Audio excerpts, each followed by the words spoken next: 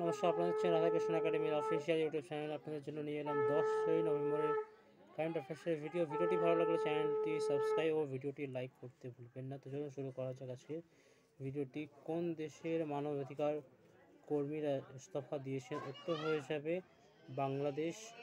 উত্তরাখণ্ড দিবস কবে পালন করা হয়? উত্তর হয়ে যাবে 9 নভেম্বর। পিভি সিন্ধু ব্যাডমিন্টন কেন্দ্র কোথায় তৈরি করা হচ্ছে? উত্তর হয়ে যাবে বিশাখাপত্তনম। 67তম গ্র্যামি পুরস্কারে কাকে মনোনীত করা হয়েছে? উত্তর হয়ে যাবে রিকি কেজ ও অনুষ্কা রয়। গ্লোবাল 5 ফিউলস অ্যালায়েন্সে কোন দেশ স্বাক্ষর করেছে? উত্তর হয়ে যাবে ভারত।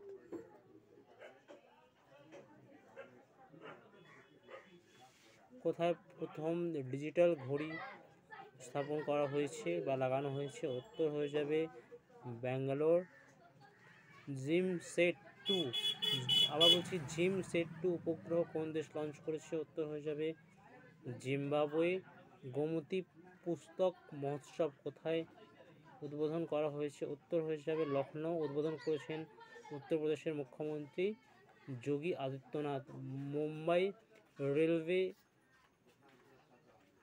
ডেভেলপমেন্ট নিগমের সিএমডি কে হয়েছেন? উত্তর হয়ে যাবে বিলাস সোপান ওয়াডেকার।